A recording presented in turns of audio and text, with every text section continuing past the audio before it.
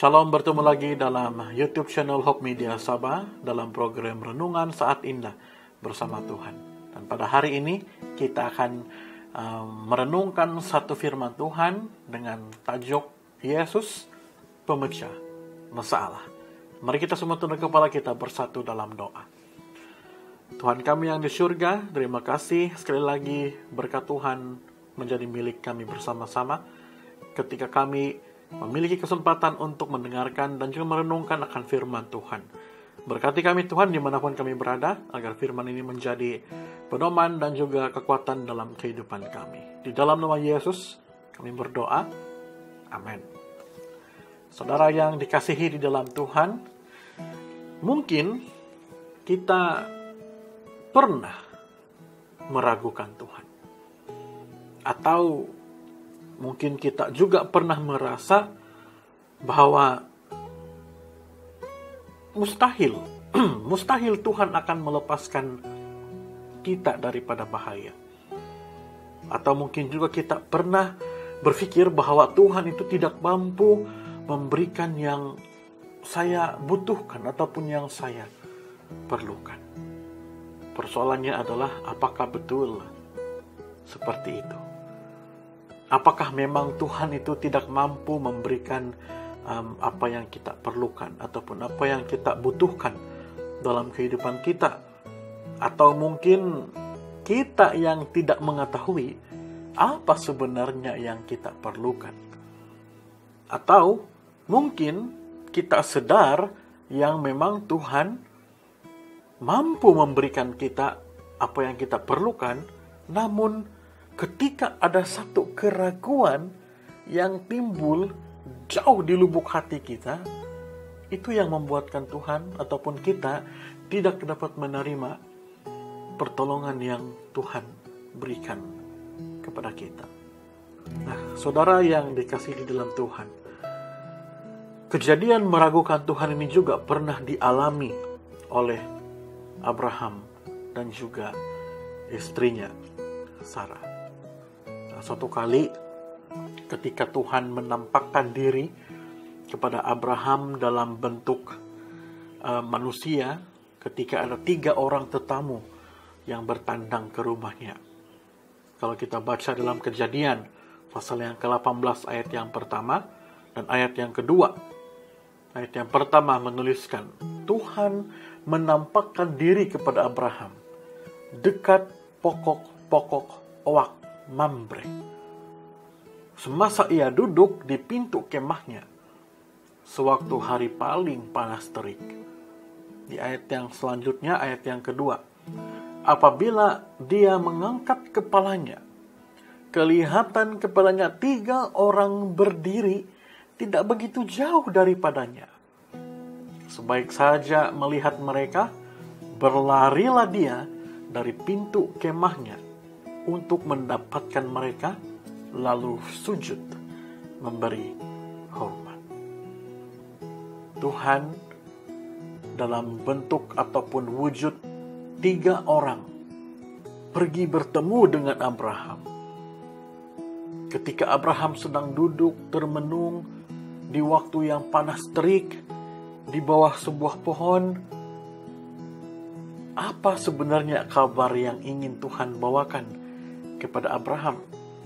Kalau kita lihat di ayat yang ke-10, kata seorang daripada mereka, tahun depan aku, kata Tuhan, akan kembali kepadamu, dan pada waktu itu Sarah istrimu akan mempunyai seorang anak laki-laki.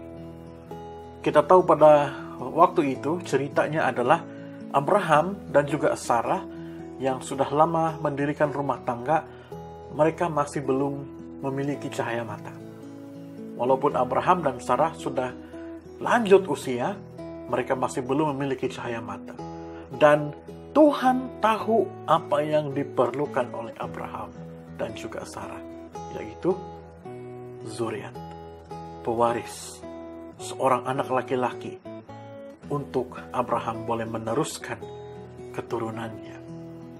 Dan kedatangan Tuhan adalah untuk memberikan janji dan juga harapan bahwa Tuhan akan memecahkan masalah ini. Tuhan akan memberikan apa yang Abraham dan Sarah butuhkan selama ini, yaitu dengan memberikan mereka seorang ataupun mengaruniakan kepada mereka seorang anak laki-laki. Apa respon Abraham dan juga Sarah? Di bagian B ayat yang ke-10 sehingga ayat yang ke-12. Hal itu didengar oleh Sarah dari pintu kemah di belakang Abraham. Pada waktu itu Abraham dan Sarah sudah tua dan lanjut umur mereka. Malah Sarah pun sudah putus haid.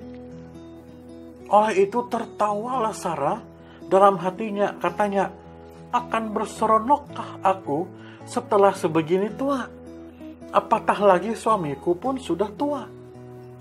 Timbul keraguan dalam hati Abraham dan juga Sarah. Berpikir bahwa itu adalah satu hal yang mustahil. Namun apa jawab daripada Tuhan? Di ayat yang ke-13 sampai ayat yang ke-14. Lalu berfirmanlah Tuhan kepada Abraham, mengapakah Sarah tertawa dan berkata, akankah aku lahirkan anak, karena kini aku sudah tua sebegini? Adakah apa-apa yang mustahil bagi Tuhan? Pada waktu yang telah ditetapkan, yaitu tahun hadapan, aku akan kembali kepadamu dan Sarah akan mempunyai anak laki-laki. Saudaraku, selalu kita seperti Abraham dan juga Sarah. Ketika Tuhan menjanjikan sesuatu kepada kita, dan ketika pengetahuan kita mengatakan, itu sesuatu yang mustahil, mulai timbul keraguan dalam diri kita. Betul, secara sains, secara ilmu yang kita tahu, ilmu pengetahuan yang kita tahu, mustahil Sarah akan mengandung lagi karena dia sudah putus haid. Kalau dari segi kedokteran, kalau seorang itu sudah putus haid, artinya telur wanita itu sudah tidak ada lagi, tidak wujud lagi. Kalau seandainya sel sperma laki-laki dan sel telur wanita itu tidak bergabung, maka tidak akan memiliki anak. Itu sains yang mudah untuk kita mengerti.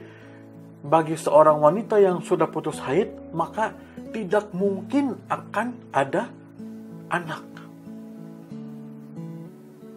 Itu sebabnya kenapa Sarah tertawa. Karena sebagai pengetahuannya, tidak mungkin.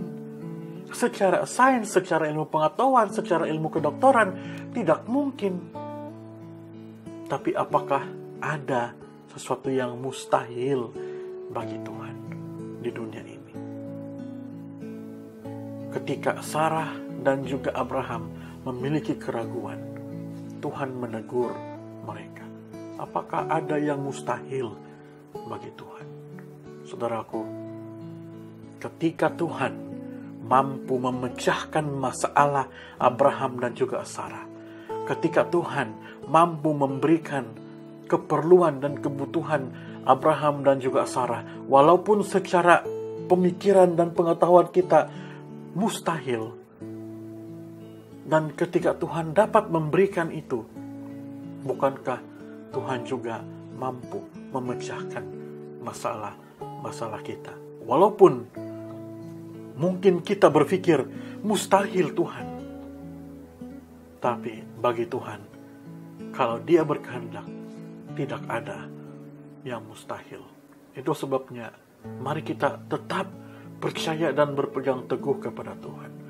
Karena semustahil apapun perkara yang mungkin difikirkan oleh manusia, kalau Tuhan berkehendak, tidak ada yang mustahil bagi Tuhan. Kiranya Tuhan memberkati kita, dan kiranya Tuhan akan menjadi pemecah kepada setiap permasalahan-permasalahan yang kita alami dalam kehidupan kita sebagai manusia di dunia ini. Mari kita tunduk kepala dan kita bersatu di dalam doa. Tuhan kami yang di surga, terima kasih karena Tuhanlah sumber pemecah untuk setiap permasalahan kami. Tuhanlah yang mampu memberikan apa yang kami perlukan dalam kehidupan kami. Dan ketika kami percaya, maka kami yakin Tuhan akan memberikan itu sesuai menurut kehendak Tuhan. Terima kasih karena kami memiliki tempat untuk bersandar dalam kehidupan kami, yaitu kepada Tuhan. Dan terima kasih ya Tuhan, dengan janji yang Tuhan sudah berikan kepada kami. Kami menyerahkan kehidupan kami sepenuhnya kepada Tuhan. Dalam nama Yesus, kami berdoa. Amin.